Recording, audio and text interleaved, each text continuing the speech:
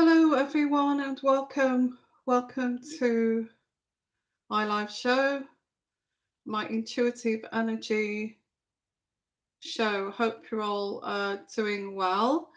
And I wanted to look at this because the meeting with William, I think it's been on the news today, and I picked this up in the reading that I did over the meeting and the readings that I did following the meeting, that would not be successful.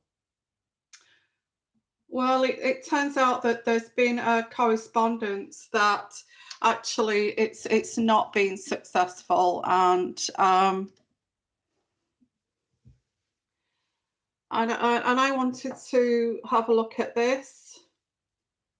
I've got a new table that I'm doing this on. And is it there, the center? Yeah, the center's there. So I hope you're all doing well. Well, hi everyone. Lovely to see you. So I wanted to look at this, guys. Yeah, I've actually, it took me a while to get to you because I've made myself a cup of tea, and I'm a really hot mess at the moment, guys, because I'm walking about 2 miles a day, and I'm trying to do a keto diet or keto nutrition, and I have to. My energy levels have dropped, so I'm having to do these readings when I've got the energy. That's why I'm so late this evening. Okay. So, oh my goodness, isn't it hard to lose weight? And anyway, we'll get on to the subject. I'm sure you don't want to hear about that, but just to let you know that I have made myself a cup of tea. So, oh, that is nice too.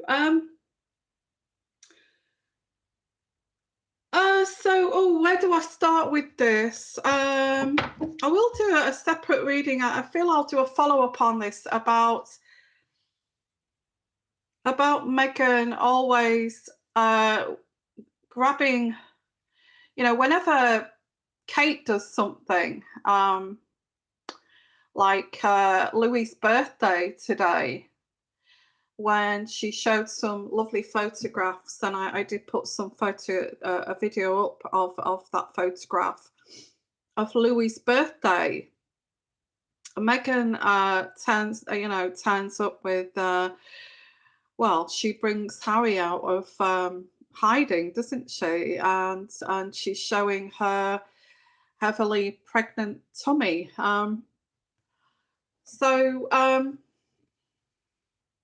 Yeah, and her tummy does look like, it looks like a football. I'm not being rude, but it does look like a football, and some people's pregnancy bellies do actually look like footballs, don't they?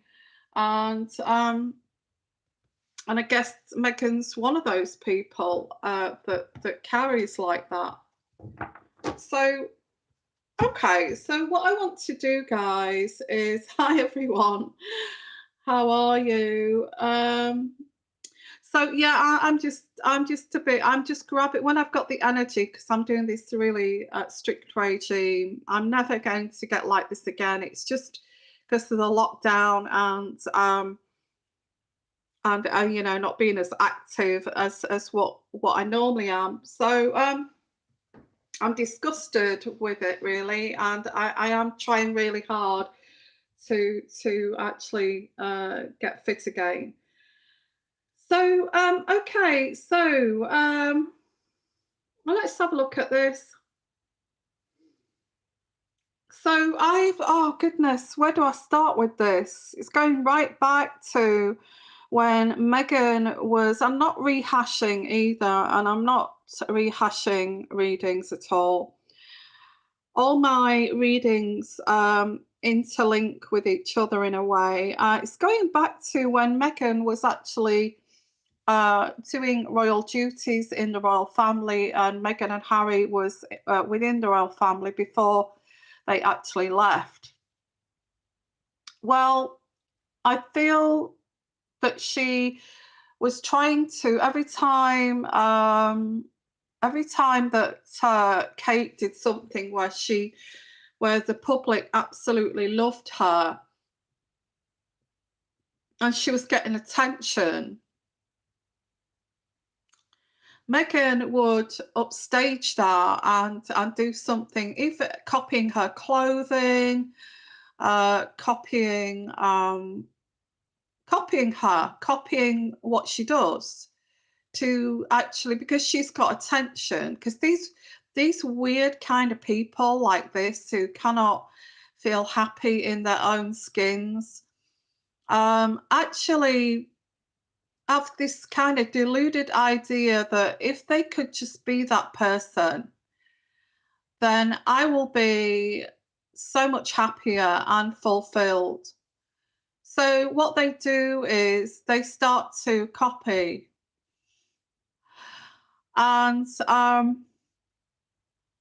they start to copy the person, what they're like, what they wear, where they live.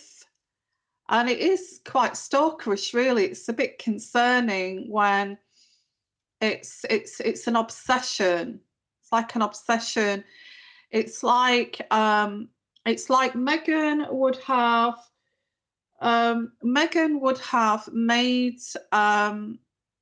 made Kate her project while she was in the royal family, like she was some kind of amazing art form. So this is what I'm going back to, is that time when Meghan was disturbingly upstaging, always upstaging Kate. And you know, standing in the middle of the balcony, and you know, while Kate was standing to the left or to the right where she should stand.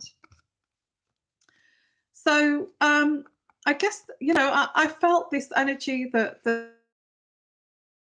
that's had to stop Meghan from actually stealing Kate's kind of parade, because she is going to be the future queen.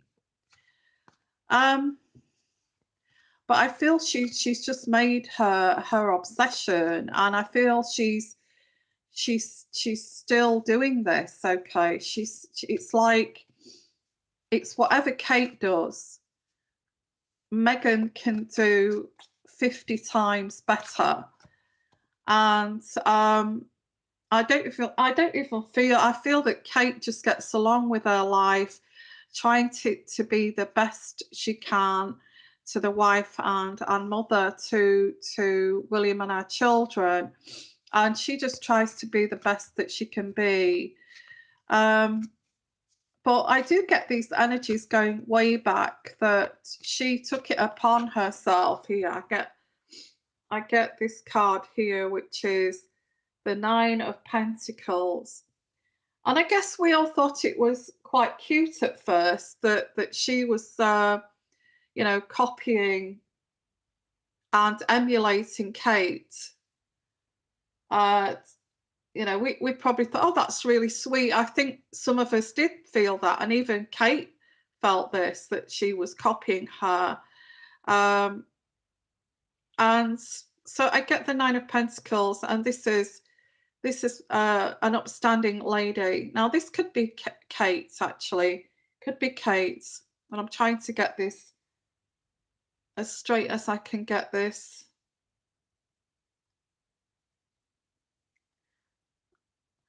And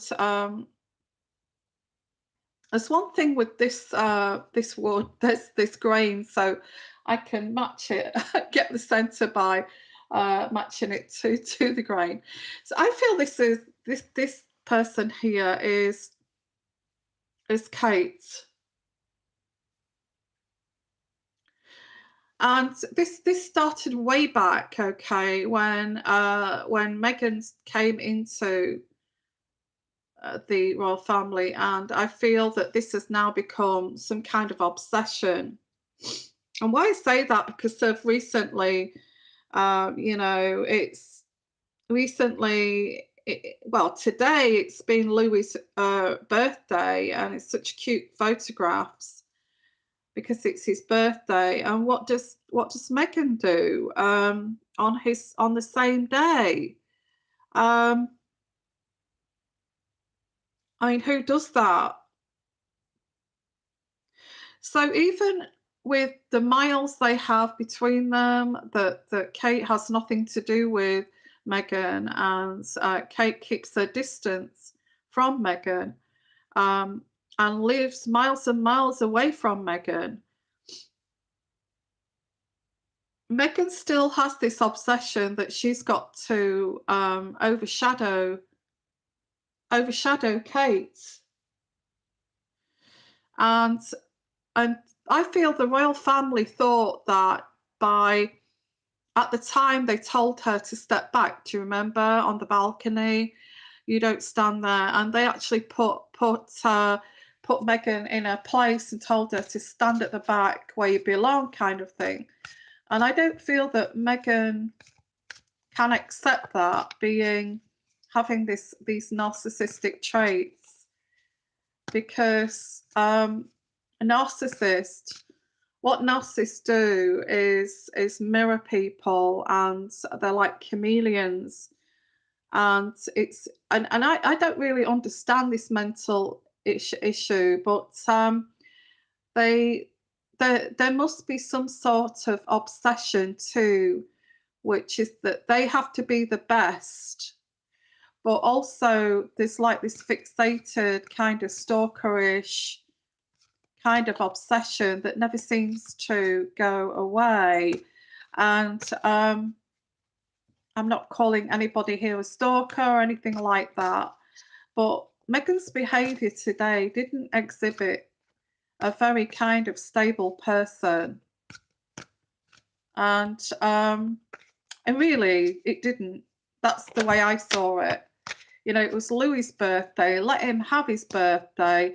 Don't pit your son against, you know, against Louis. I just feel that is you're really setting your own son up to be a narcissist by, you know, you're bringing your own son up to compete with Louis.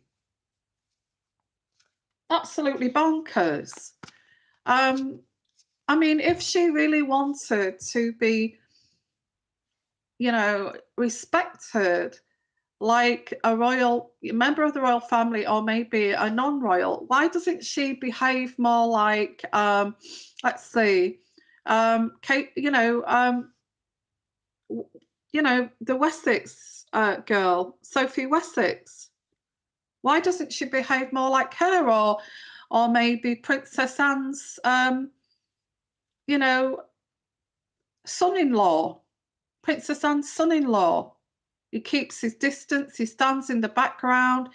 This rugby player is a rugby player, and Zara's husband. Why doesn't she do what Zara's husband does and just keeps her distance? So I feel that they had to stop this, and this is going back to those readings from way back, Yeah, Mike Tyndall. Thank you, Lady of the Lake. Wow, I don't study these people because I'm not a researcher. I'm just a reader, and I'm not that good really as a researcher. Oh, we all also go down. We also have the money situation here too. The money situation. Now, just look at those cards 1 second, because I did actually, talking about research, I did write some notes down earlier, when I'm sitting there thinking about the energies. So just look at those images.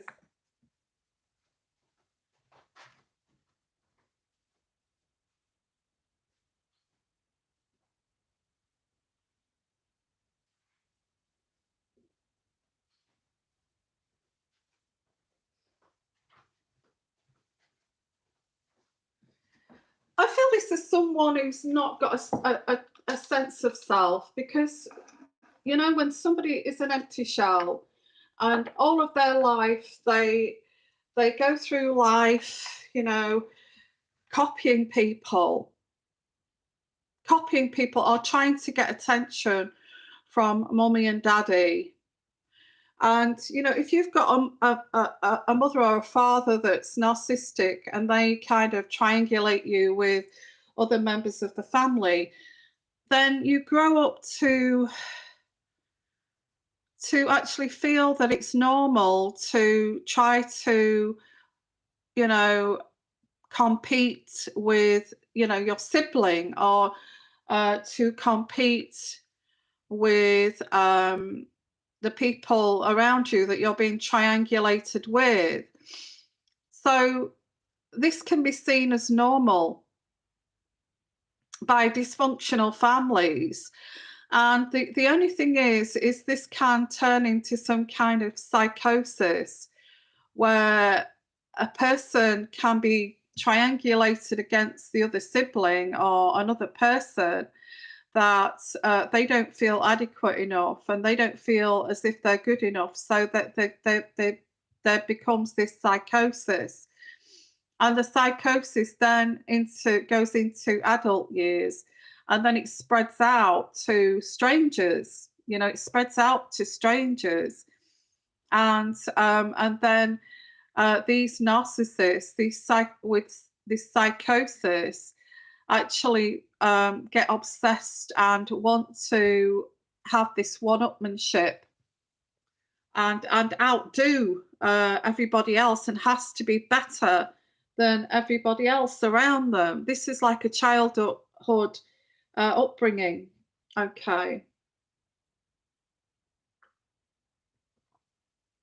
A lot of our parents did this. It's that you will find it in most families, but there will be one sibling that will take this and they will feel inadequate, and then it becomes a problem.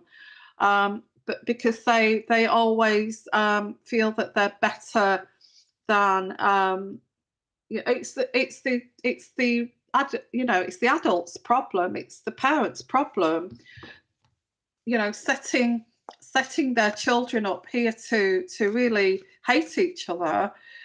So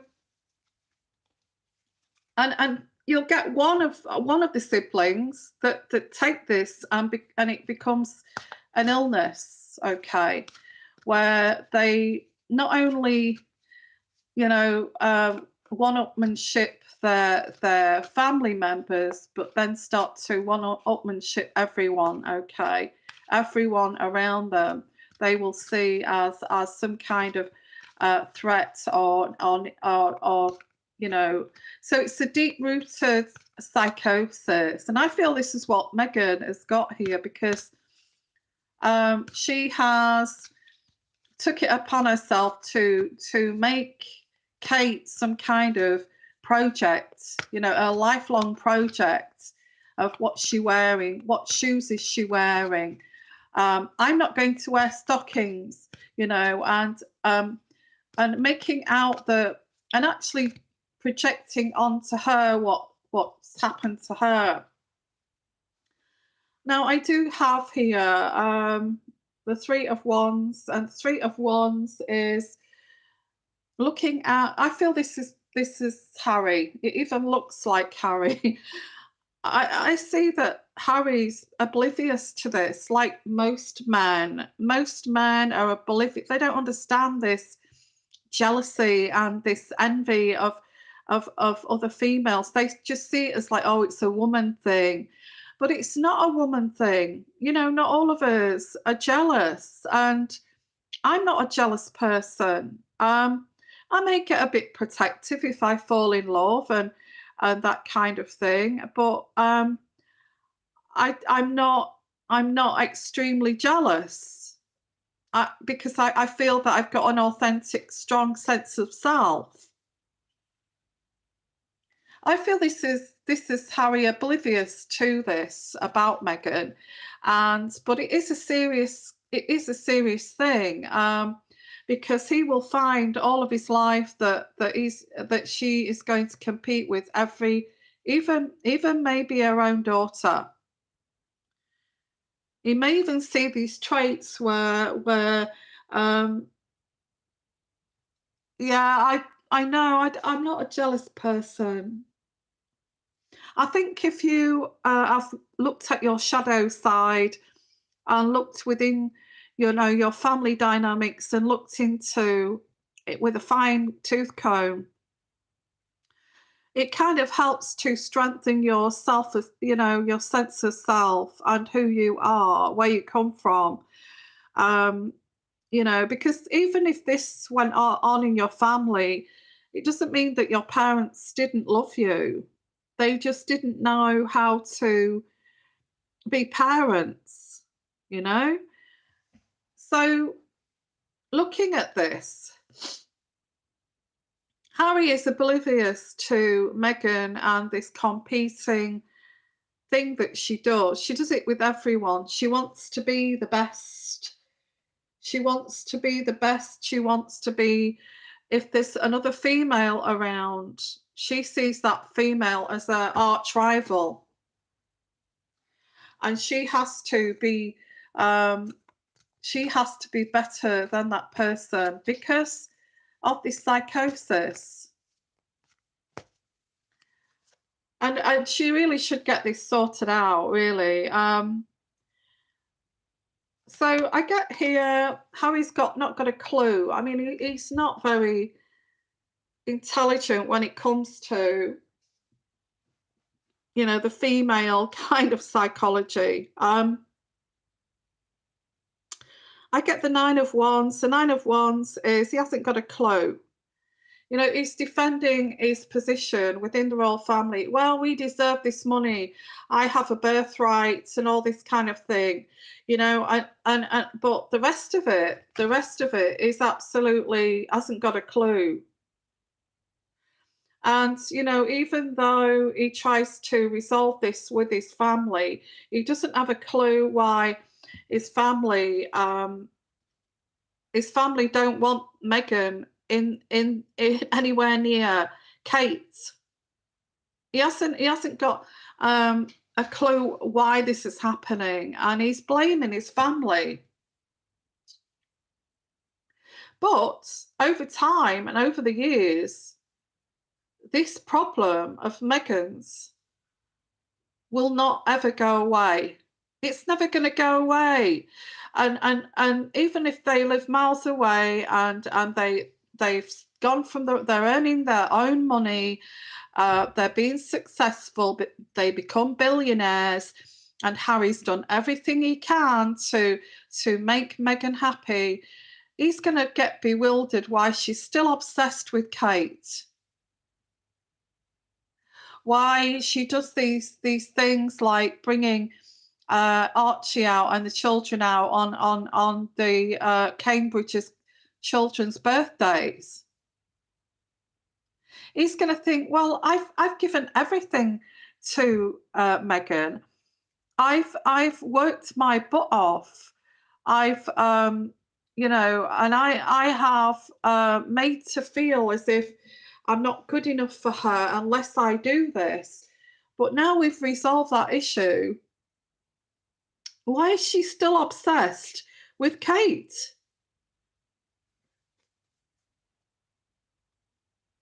Why does she still want to copy every single thing? It's like it's like Kate is an art form. She's got she is trying to study Kate and her next move. And why is she doing this? And why has she done that? Why did she make that move? And it's psychosis. It's psychosis. It's because of this setup in her childhood to make her feel as if she's got to compete. In fact, God bless, this never happens, okay? If Kate, this will go on all their lives, and when Kate passes, and which I don't think she will for a long time, if she passes and she's still around, Meghan would still be obsessed with Kate beyond the grave, beyond the grave.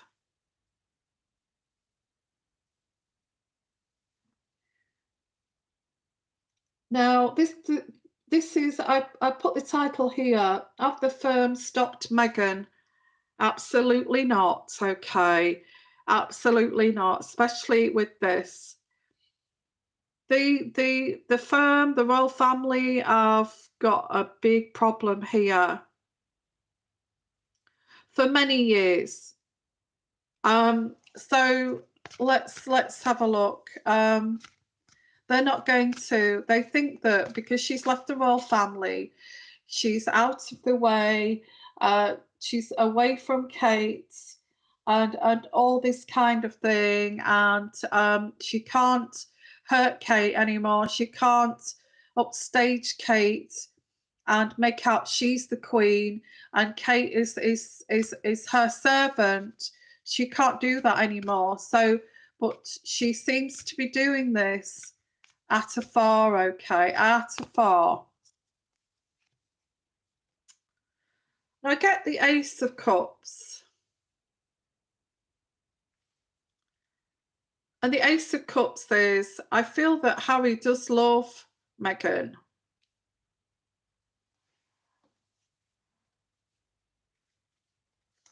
Harry does love Meghan. But the only thing that he doesn't kind of quite understand is why she's obsessed with having the power, having power over everything here. Everyone, everything. She has to, in a way of bossing people around and bullying people, she has to be in power. She has to be the most important one. She has to be the one that gets the most attention. She has to be the most attractive. She has to be the most stylish. She has to, you see, everything. She has to be on top of the pile. And this is, I mean, you can understand Samantha when Samantha trying to tell us about Meghan, what Samantha must have had to endure from Meghan. You know, she has to have the best husband. She has to have everything has to be the best. You know, if she gets like all the aides that left, she was attacking them and you know and kind of bullying them that they're now there's now these allegations of bullying because she has to be in this position. She has to be on top of the pile. She has to be in power like the Ace of Swords. Okay. So looking at this so far, Harry is oblivious of this psychosis. He thinks, well, if I can just give her what she wants, then maybe she will. This, you know, everything will be okay. But I don't feel it will. Somebody with narcissistic traits who has this psychosis, this obsession with people in a stalkerish kind of way. It's not easy to cure, is it?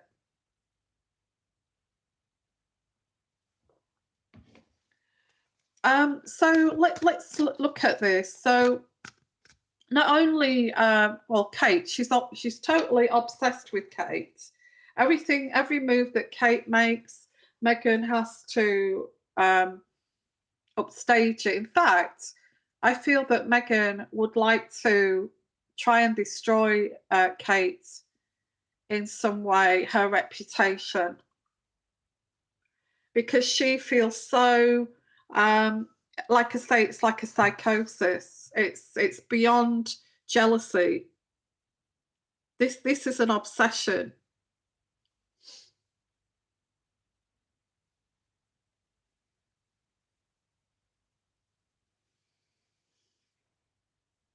There's another thing here too, and I will do another layout to this, but this seems to be about this psychosis and Kate's okay, and Harry being totally, utterly oblivious to this, you know. I get this cycle is ending because the royal family are putting a stop to this. In their own way, they are putting a stop to this. Because this meeting, as I said, I've done 2 readings on that meeting after the funeral, didn't kind of pan out the way that Harry wanted it to, because Harry wanted the money to take care of his wife, you see. And I think he went away with just a little. I feel he's got some money. I did pick up that he's getting something, but I don't think it's what he thought he would get. I think it's something. It's not even, you know, it doesn't even touch the sides, kind of thing.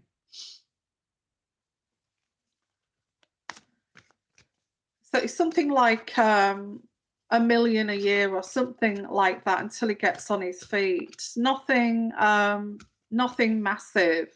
I mean, that'd be loads to me, that would, but to them it's not. So I get here, the cycle has ended, so the royal family have put a stop to this now. We will give you this money until you get on your feet, and then that's it. Then it's finished. You're on your own. And I get here the 6 of Swords. And the 6 of Swords is Harry, you know, as soon as he found out that he's not going to get much money, he was on that aeroplane, and he was back in the United States. He didn't wait until his grandmother's birthday. He left, I think a day before her birthday. He left. So I did predict that he would be on that aeroplane back to Meghan with empty pockets. So now what this is so twisted and convoluted that, you know, most people would accept this, that's fine. Well, we said we wanted to go out of the royal family and start our own lives, and I want to cut the chains of being in the royal family, but you know, I just came for the funeral, and you know, most people would accept this, but because of this craziness and this psychosis, crazy circus here, Meghan thinks this is something to do with Kate. Crazy, absolutely bonkers. Meghan feels this is something to do with Kate. They wanted me away from here because they wanted Kate was jealous of me because I was getting all the attention. They told me not to go to that funeral because they didn't want me to get all the attention. You know, the attention is in neon lights for Meghan. You know, it's in neon lights for Meghan. Attention. They're saying that I want the attention. It's Kate who's saying that it's Kate's fault, William's fault, saying we're taking up all the attention. Do you remember they said that at the beginning? You know, just because I was getting all the attention. Oh my goodness. So this is the point. Meghan is blaming Kate, and this is why we look at this, guys. The 9 of Swords, she's off a rocker. I'm sorry, I shouldn't say that. That's a horrible thing to say, but she needs to get help.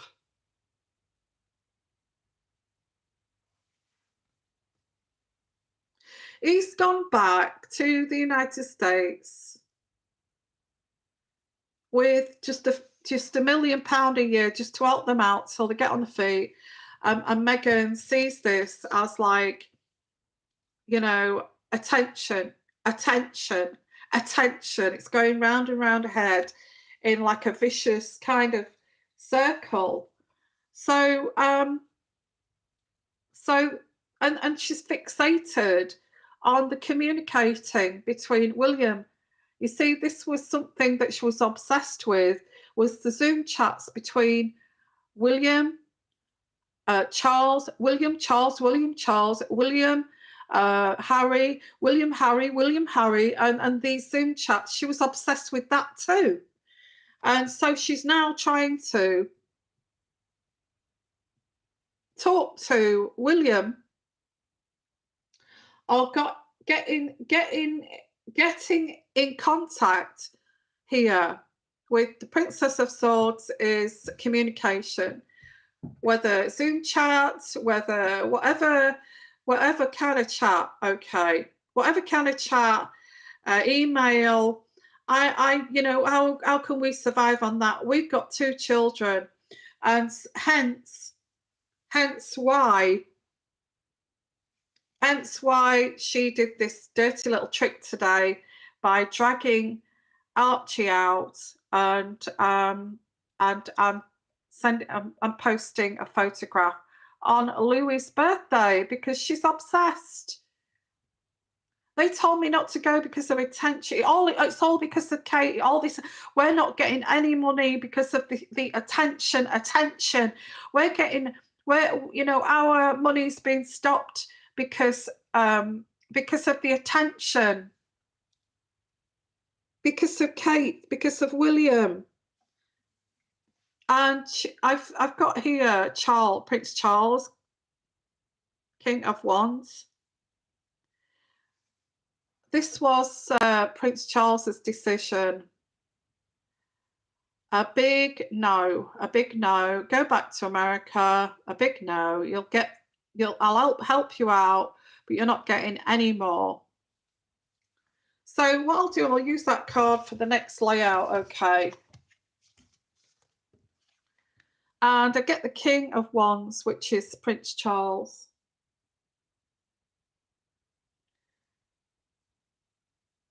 The camera's not blurry because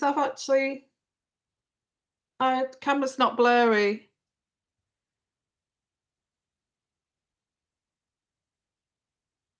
It may be a little bit when it goes in and out of focus, okay. I don't know anything about cameras. Please give me a break.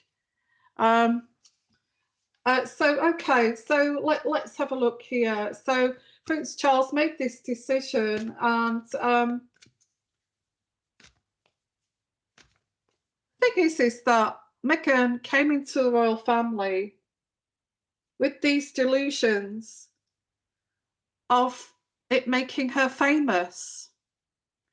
Meghan came into the royal family with these delusions, that pure delusions of making her famous, and in a way, it's kind of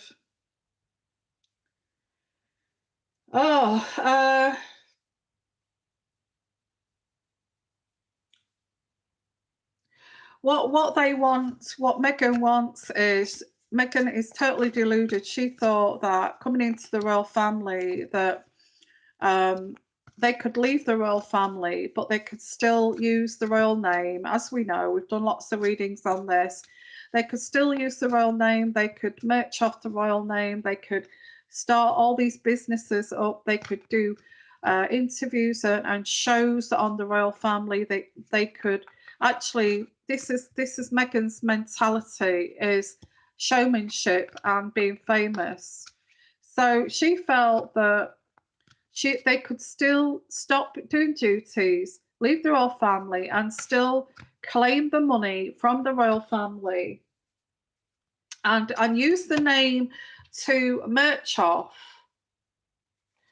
And Prince Charles here is the boss now, and he said no. So he said, no, you can't do that. You cannot merch off the royal family. And this made Meghan very distressed, because Meghan didn't seem to understand that, you know, that's not what the palace and the firm is all about. You know, she got it in her head that it was a family where she could get famous. And I'm just saying it as it is, guys. I'm just saying it as it is. And she felt that being in the royal family would rocket her reputation, make her truly famous, like a treble A-lister, and it, you know, making her mind up that, hey, I don't want to, because she did love it at first. She loved it. She loved all the attention when they first went into the royal family. She absolutely loved the attention she was getting from everyone, from Prince Charles, the royal family. She actually adored all that attention. But when she was wanting more and more attention, she had to, and you know, after the wedding, you know, the wedding's over now, and you know, the attention now goes away from you, Meghan, and it goes back to Kate and William. You know, no more attention now. You have to step back. You've had your wedding, and you know, the attention goes back to Kate and William, the future king. And Meghan took this as like, because she's got this psychosis going on around her brain. She took this as like, instead of like a normal person could, oh yes, of course, yeah, I wouldn't dream of doing that. You know, of course, I'll just step back. You know, I'll not. I'm not a movie star. I'm not an actress anymore. I'm not going to do that. Don't worry. See, that's what a normal person would have said, but Meghan took that as an offense, and then, you know, took this as like, you know, how dare you say that you know, you're dumbing me down. I can't say anything. You're telling me to be silent. You're telling me to shut up. You're telling me to step back. And this is the decision, because they told her that she has to calm it down now. You know, wind your neck in, Meghan, because it's over. Your wedding's over. It's time now to stop this, like the rest of us do. But she didn't like that. No, I want to keep up. I want to keep up this. I love this attention. I've just got to have this attention, and don't leave me. I'm going to go and get my attention in LA. I'm going to get my attention in LA. You see, even if we go to LA, you know, Harry is famous. Well, you know, he's famous, isn't he? He's the prince. So we can still get that money from the royal family, and we can still make money of being royal. I mean, ridiculous, totally, utterly deluded. So I don't feel that Meghan got this in the first place. Instead, they got pretty much isolated, the pair of them, and they still are, like the hermit card. Sorry, the hermit card.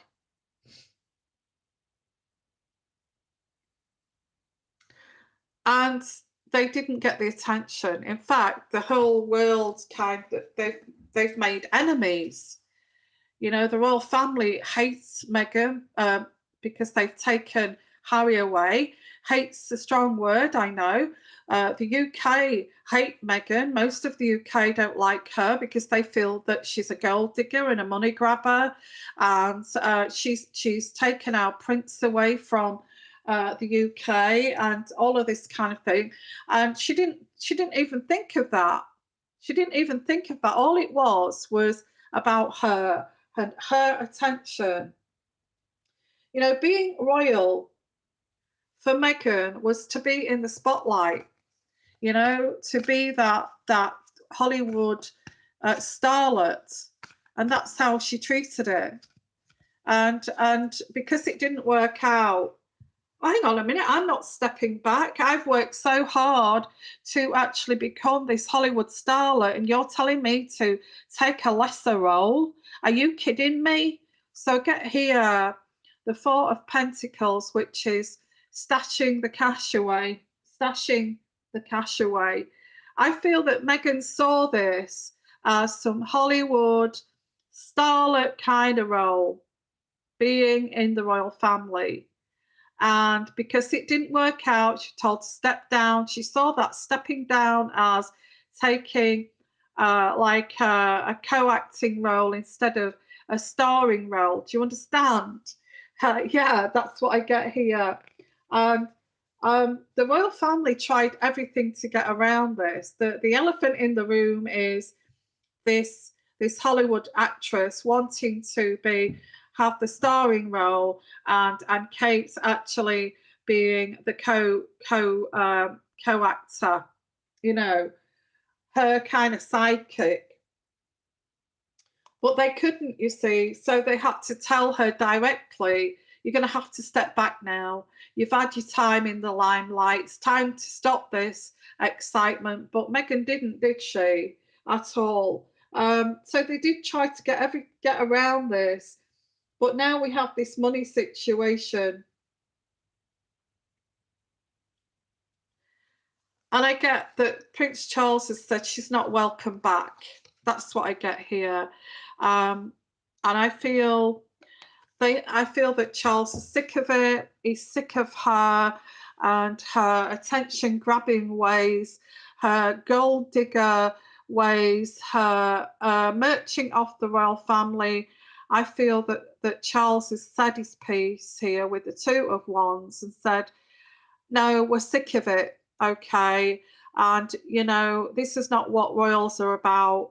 And you know this, Harry, you know this, yet you've allowed this. And he's been straight talking with Harry. And so, you know, we don't do this.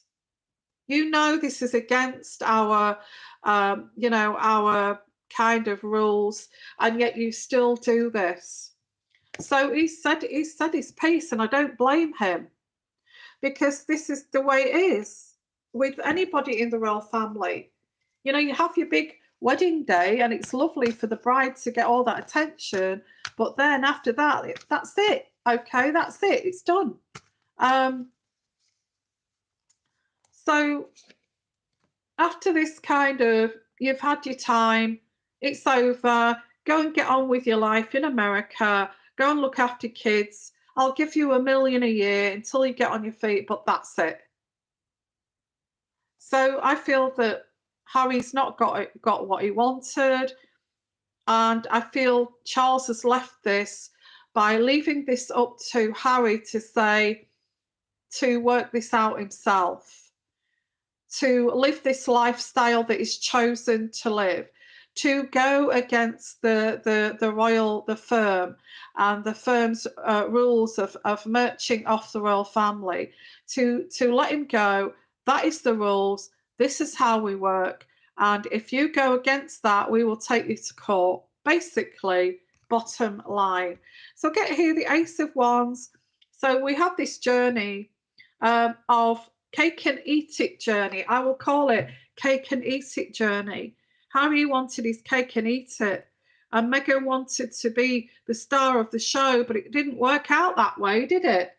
So, and I lots of kind of, yeah, you see, this is the tears that's being shed here. Oh, I'm not the starlet. I'm not the starlet. I'm not the star of the show. Oh my goodness, help me. But this is in reverse. And this is a turning point. There's only one way to go, and that's for Charles to stay as it is. And this is a turning point. Can we reckon? You know, it's up to you. The ball's in your court now, Harry. You know we don't do this, and you know this is not the way we do things. So the ball's in your court. If you want to reconcile, you have to adapt to the royal ways and actually go by the damn rules. So this is what I'm getting here, is we're at a kind of stalemate again with this. Harry's not going to get the money, and they're going to have to deal with their mental health issues, the Moon card. Because Harry could be, in the future, if he's not careful, although I do feel sorry for people with mental health issues, don't get me wrong, but he could be actually having to nurse this woman through her tantrums, through her rages of not being that starlet. For wanting to be the best person in the world and not actually doing that, and actually being despised because of what she's done to the royal family. Let's say it as it is here. This is it is what it is. It is what it is. So Harry could have to deal with her rages in the future. Okay, so finishing off here. I thought I'd use these cards today. They're the angel answer cards. Could we have some angel answers here for this situation, which is very sad in a way, but I don't feel with somebody with these delusional thoughts and psychosis, it's very difficult to heal. And so let's have a look here at these cards. Yeah.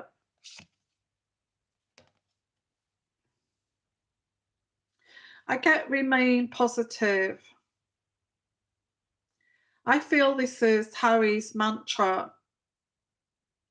Harry's mantra is, look, let's just remain positive. You know, we've got a beautiful home, we've got children, we've got a lovely daughter coming. That should be enough, yeah? It should be enough. Let's try to be positive. And this is something you do say to someone who has some kind of mental health.